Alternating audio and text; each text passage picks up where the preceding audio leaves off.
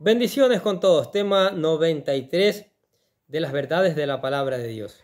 Seguimos hablando con el libro de Génesis y en este tiempo la descendencia de los hijos de Noé. Hoy vamos a hablar de los descendientes de Sem. Y vamos a leer Génesis capítulo 10, versículos 22 al 31. Escuche lo que dice. Los hijos de Sem fueron Elam, Asur, Arfaxad, Lud y Arán.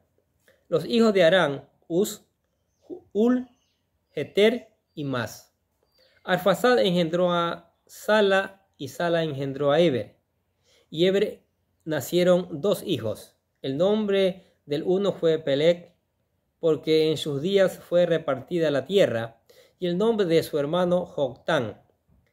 Y Joctán engendró al Modad, Selet, Azar, Mabet, Gera, Adorán, Usal, Dicla, Obal, Abimael, Seba, Ofir, Ávila y Jabot.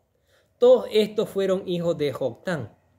Y la tierra en que habitaron fue desde Mesa en dirección de Sefar hasta la región montañosa del oriente.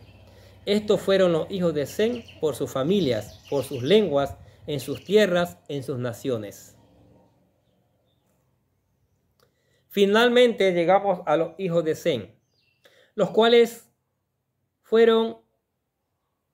se nos dice que fueron 5. De estos 5 hijos, Elam, Sur y Lud no presentan genealogía. El primero, Elam, se cree que su descendencia llegó a convertirse en los persas. Luego, Asur, cuyos habitantes se extendieron a lo largo del norte de Mesopotamia y llegaron a mezclarse con los camitas que existían ya en esa región, y así se dio paso a la nación de Asiria. Luego tenemos a Lud, que de acuerdo al historiador Flavio Josefo, fueron los que dieron origen a la nación de Lidia en Asia Menor.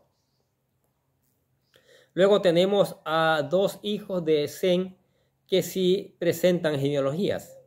Al final de la lista de Génesis capítulo 10, versículo 20, se nos presenta a Arán. De acuerdo a este capítulo, sus hijos fueron 4. Uz, Hul, Heter y Mas. Se cree que esta descendencia se asentó en Armenia, Mesopotamia y Siria. Es curioso considerar que Uz fue el país donde vivió Job. Sí, mire, Job 1.1 dice: y hubo en tierra de Uz un varón llamado Job, y era este hombre perfecto y recto, temeroso de Dios y apartado del mal. Finalmente, el otro hijo de Sem fue Arfaxad, y este fue padre de un solo hijo, Sala.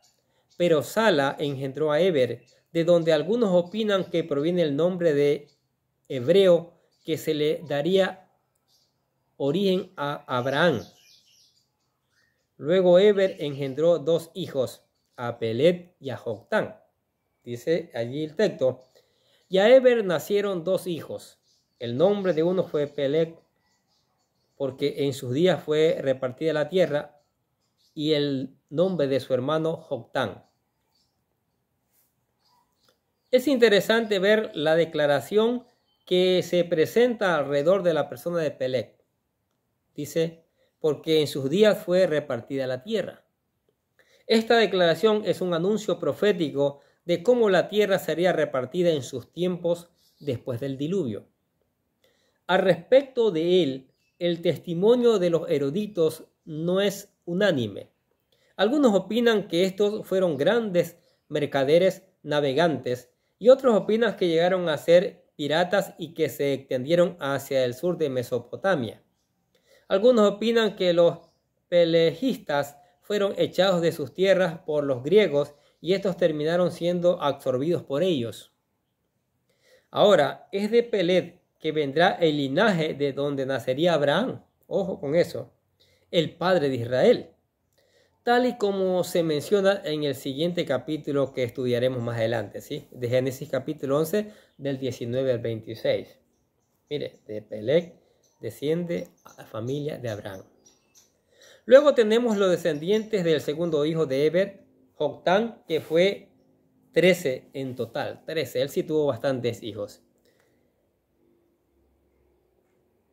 Almodad, Selet, Azar-Mabet, Gera, Adorán, Usal, Dicla, Obal, Abimael, Seba, Ofir, Ávila y Jobat. De estos fueron los hijos de Joctán. Estos habitantes de Joctán se cree que, de acuerdo al historiador Flavio Josefo, que habitaron en la India. De esta forma vemos cómo los hijos de Sem se extendieron a lo largo de Mesopotamia, Siria, Persia y aún llegaron hasta la India. Y dice, y la tierra en que habitaron fue desde Mesa en dirección a Sefar hasta la región montañosa del oriente. Estos fueron los hijos de Sem por sus familias, por sus lenguas, en sus tierras, en sus naciones. Ahora, hablemos del Dios de las naciones. Génesis 10:32. Estas son las familias de los hijos de Noé por sus descendencias, en sus naciones, y de estos se esparcieron las naciones en la tierra después del diluvio. Mire cómo la ha crecido vuelta la humanidad, cómo se ha multiplicado, porque Dios les dijo, multiplíquense. Y eso sí obedecieron. De esta forma incluye el capítulo 10 del libro de Génesis, mostrándonos el origen de las naciones. ¿Sí? Repetimos, estas son las familias de los hijos de Noé por sus descendencias, en sus naciones, y estos se esparcieron las naciones en la tierra después del diluvio. En medio de tantos nombres, 70 en total, podemos concluir lo siguiente. Escuche bien. Primero, el deseo de Dios para con su creación se deja ver en este capítulo. El deseo de que estos se fructifiquen y se multipliquen en la tierra que Dios les dio para que se la poseyeran. Se multiplicaron y se fructificaron. 2. También vemos cómo los descendientes de Noé se dividieron a lo largo de la tierra. Así los descendientes de Jafet plantaron la parte de Europa, península del Asia Menor y la región más allá del Mar Negro, pudiendo extenderse hasta la India. Luego los descendientes de Cam poblaron la parte de África, Arabia, Siria, Palestina y Mesopotamia. Y finalmente los descendientes de Sem habitaron en Mesopotamia, Asiria, Lidia, Siria, Persia y la India. ¿Qué les parece? Y en tercer lugar, vemos la maldad del hombre presente aún después del diluvio, especialmente en la vida de Nimrod, que llegó a convertirse en un gobernador altivo delante de Dios y dio origen a naciones crueles como Asiria y a Babilonia. Mire, no sé, es que nacemos con la naturaleza pecaminosa, heredamos eso, ese pecado que cometieron nuestros padres originales, Eva y Adán. Y mire, este hombre se apartó de Dios, les enseñó a la gente a vivir sin Dios. Y ahí nacen Asiria y Babilonia. Dos pueblos que le hicieron guerra sobremanera y esclavizaron al pueblo de Israel. 4. En cuarto lugar, podemos decir que Dios tiene el control de todas las naciones. Aunque éstas se pierdan en su maldad, el Señor gobierna desde los cielos. Así es, ¿sí? Como hemos estado viendo en cada video, el Señor tiene un plan para salvarnos. Quiere salvarnos, nos ama porque nos ama. Entiende, al Señor le ama en gran manera. Daniel capítulo 4 versículo 26 dice: y en cuanto a la orden de dejar en la tierra la cepa de las raíces del mismo árbol, significa que tu reino te quedará firme, luego que reconozcas que el cielo gobierna. Mire, deja una cepa para comenzar de nuevo. Dejó a una familia de 8 para comenzar de nuevo. Siempre comienza de nuevo porque buscando, enseñándonos que Él está allí, que Él nos ama, que Él quiere salvarnos, pero no queremos entender. A veces somos demasiado necios, no queremos entender. El cielo gobierna. Los demás son vasallos. No se ofenda a nadie por la verdad, pero el cielo gobierna. Estas palabras fueron dirigidas a Nabucodonosor, el rey altivo y cruel de Babilonia, quien creía que por el esfuerzo de su brazo había edificado semejante nación. Pero Dios trata con él para mostrarle en medio de los sucesos que ocurren en las naciones. Dios gobierna porque Él es el Dios de las naciones, es el Dios todopoderoso, es el Rey de reyes y Señor de señores. Y Él decide. Y Él decide.